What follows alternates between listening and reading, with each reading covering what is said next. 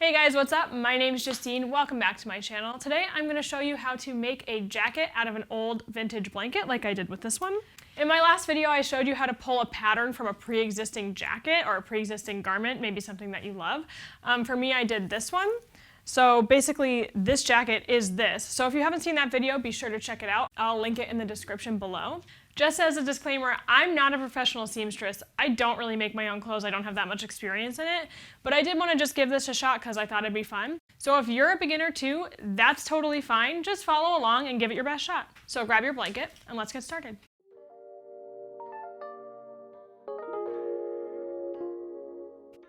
So the first thing we want to do is find a space to work. And if you're like me and live in a small apartment, that means moving everything out of the way and working right on the floor.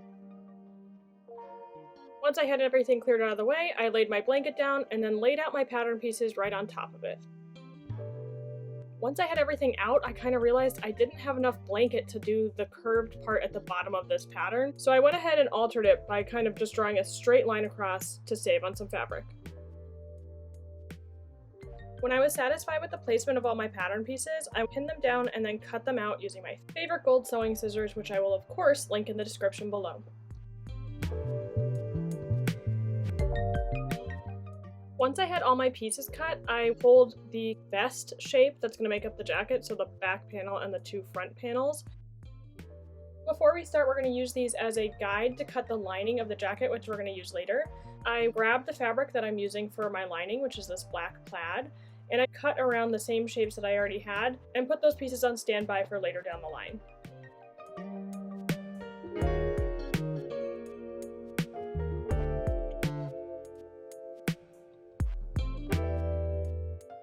Okay, now that we have those prepped, we can go ahead and start putting this jacket together. It's a little hard to tell on the fabric that I'm using because both sides are the same, but you're going to want to put the right sides of the fabric together and start pinning down the sides and shoulders of this kind of vest shape.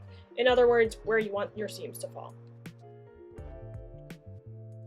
And then using a straight stitch, I just went along those pinned seams. The goal is to basically make a vest. So this is what it should look like, and you can see that I didn't do a great job lining up these stripes, but this is my first project and we're learning as we go. Now that we have the vest shape done, we can start the sleeves, and the sleeves from this particular pattern are made up of two different parts that kind of overlap where they get to the button at the wrist. So I started by throwing in a little hem where those button flaps are going to overlap, and then I'm going to show you how to piece together the sleeve.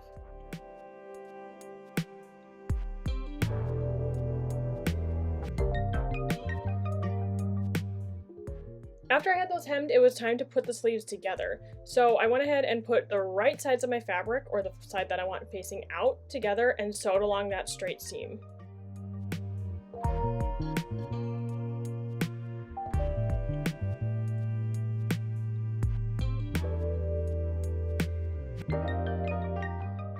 And you can kind of see how that button flap is going to work once we add the buttons right here. Once I had that done, the only thing left to do is pin the right sides together again and add that last seam down the straight edge so that we complete the tube shape of the sleeve.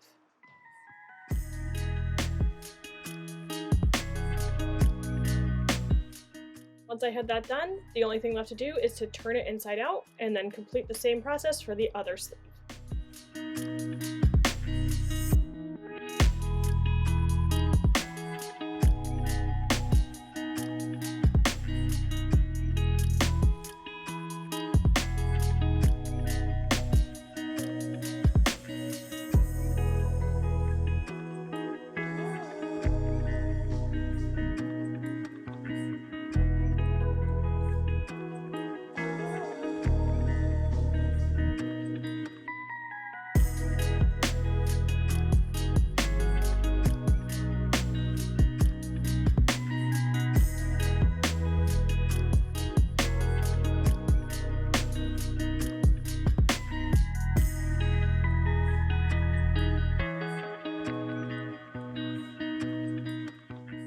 So now that I had the body and both sleeves of this jacket put together, it's time to assemble the entire jacket. And since my pattern is based on a jacket that I already have, the easiest thing for me to do is to pull that jacket out and reference it to make sure I was putting everything together correctly.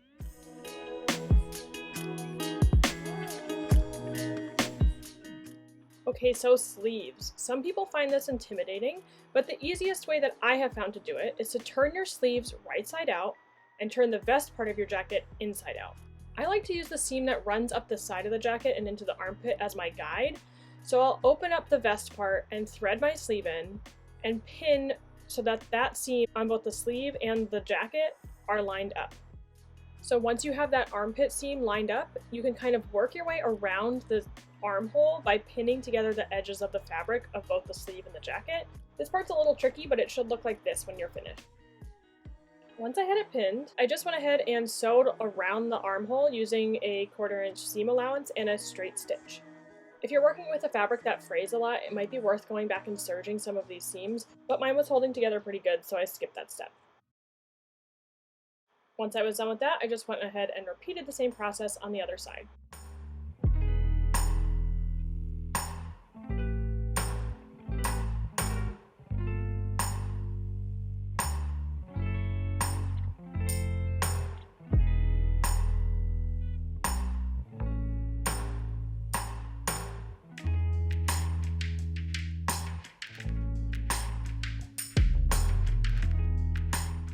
So sleeves are going to be probably the trickiest part of this project, but once you have those done, it starts to resemble an actual jacket. And so the next step is to start adding any details like pockets that you might want to have on your finished piece.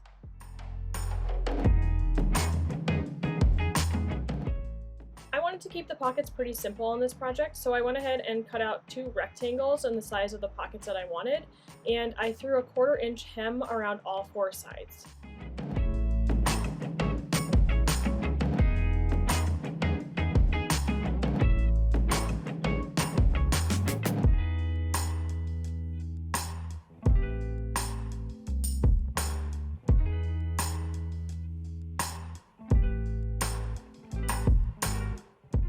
And for the pocket flaps, I cut smaller rectangles around like 2 inches by maybe 7 inches, and I threw a hem around 3 sides, leaving one of the long edges raw, and I'll show you why I did that in just a minute.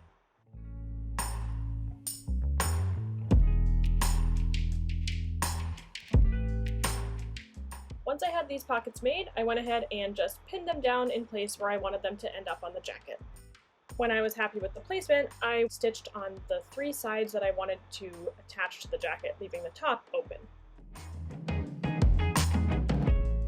This part is a little tricky to see, but to attach the flap, I had it open, ran a stitch along the raw edge, and then folded the flap down and ran a top stitch so that it would stay closed over the pocket.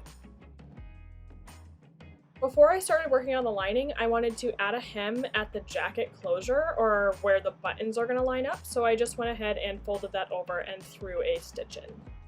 You can also do this around the bottom, but I have a finished seam and not quite enough fabric, so I just kind of skipped that step.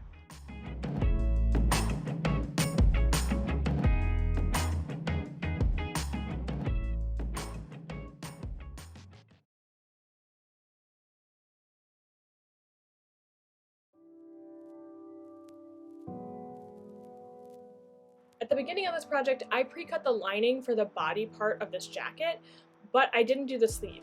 And to do that, I ended up laying out the jacket flat and using the sleeve shape as a pattern template to then cut out the sleeves for my lining.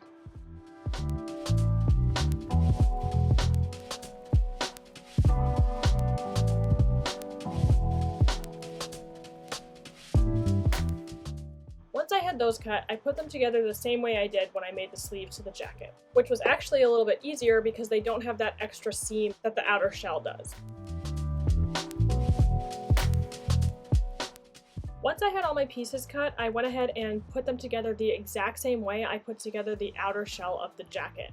I'm going to leave the voiceovers off of this section, but if you need to go back and reference these steps, it is the exact same process that I did at the beginning of this video when I put together the shell of the jacket.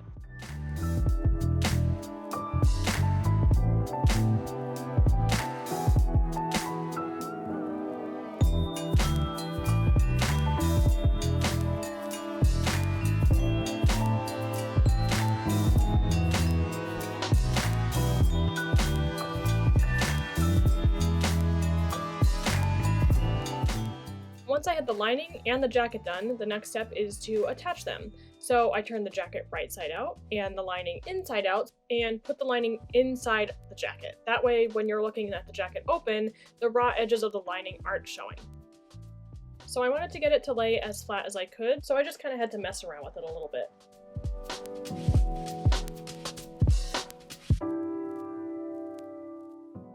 You can see that I kind of left the sleeves of the lining a little long. I'll trim those off later. But once I had everything laid out, I went ahead and used a few pins just to keep everything in place. So the next step is to attach the lining and the jacket together, and I'm going to do that by folding the opening of the jacket over by about 1/4 inch. That way when I put my seam in, and I'm just going to do about 1/4 inch hem, it's going to catch the lining of the jacket and keep it in place while also concealing the raw edge.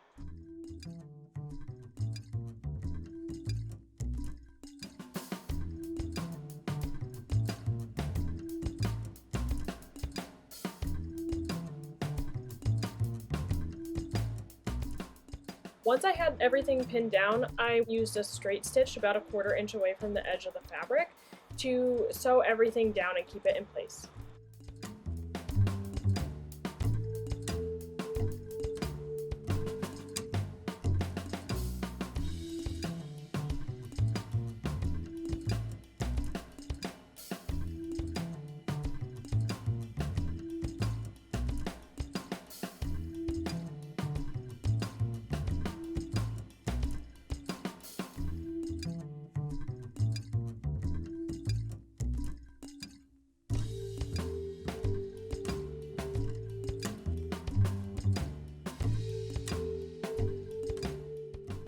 Once I had both sides of the jacket opening done, I did the same thing on the bottom edge of the jacket.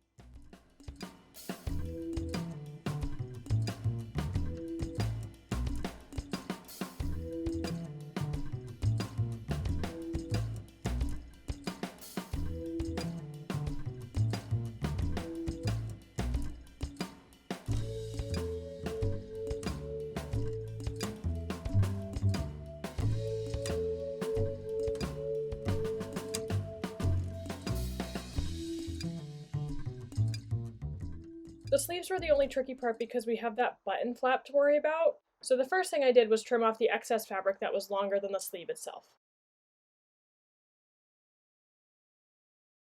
Then I cut a slit to match where the button flap was.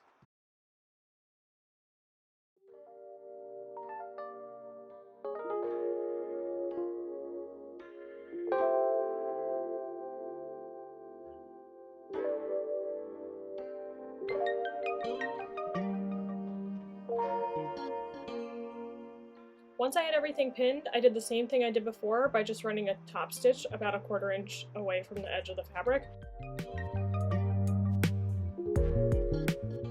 At this point I did have to hand tack down some of the lining to the jacket just because there wasn't quite enough of the lining fabric, but that was pretty easy, and depending on your pattern, you might not have to do this part.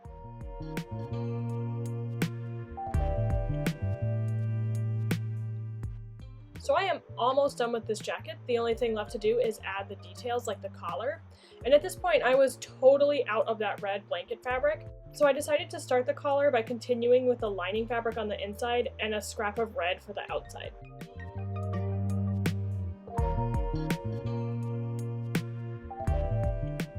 Sometimes attaching a collar can seem kind of tricky because it's hard to figure out how to attach it without having the seam show. So I'm going to show you a little trick. Basically, you want to sew these two pieces of fabric together, but leave the long edge where it attaches to the jacket open. Then, to attach it to the jacket, I found the midpoint of the collar piece and the midpoint of the collar that I'm attaching it to, just by folding it in half. And I pinned the open side, so just the red fabric, to the back of the collar. Do a great job filming this, but you can see that I'm pinning those layers of fabric together, but leaving the liner piece, that little black plaid piece, open. And then I'm going to sew right through those three pieces of fabric. So the jacket, the liner, and the red fabric of the collar.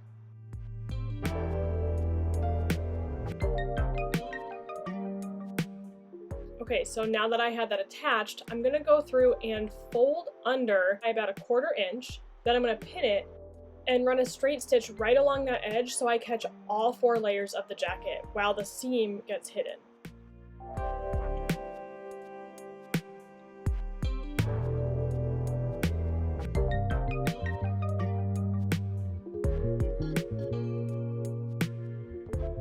I know that was a little bit confusing, so we are going to do it again with the actual collar piece. That first piece was just kind of a spacer.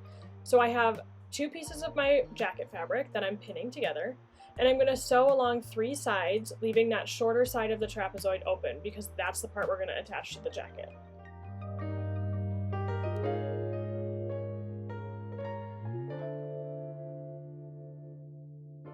Once I had that done, I turned it inside out. I did make sure to trim any extra fabric along the seam allowance, just so I didn't have too much bulk around the corners.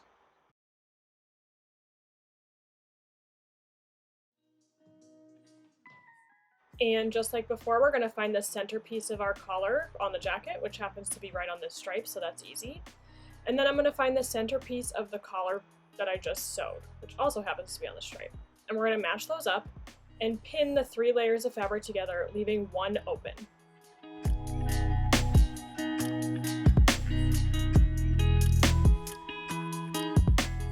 And just like before, I'm just going to run a straight stitch right through those 3 layers of fabric.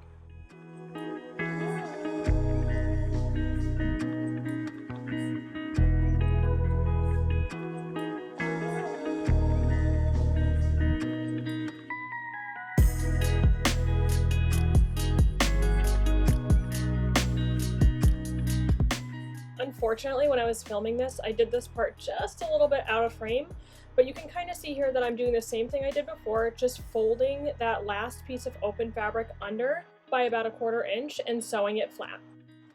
So, like I said before, this is going to hide all of the seams or rather raw edges of the fabric that are left over, which is great, but just keep in mind at this point we are sewing through like 6 layers of fabric, so it is always possible we might break some needles on this project, which is not a big deal. It happens once in a while, just be careful.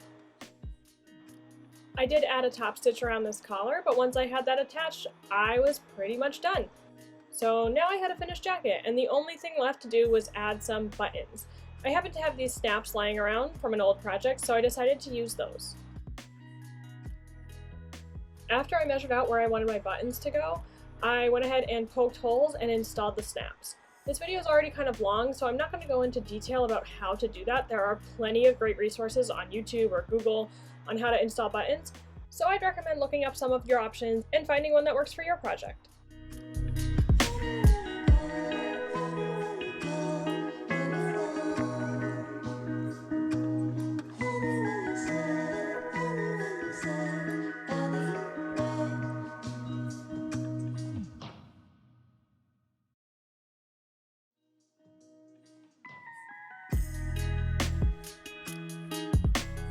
Alright guys, thanks so much for watching. As always, everything I used in this video will be linked in the description below. If you liked this video and you want to see more, be sure to hit the like and subscribe button and let me know what you think in the comments below. See you next time.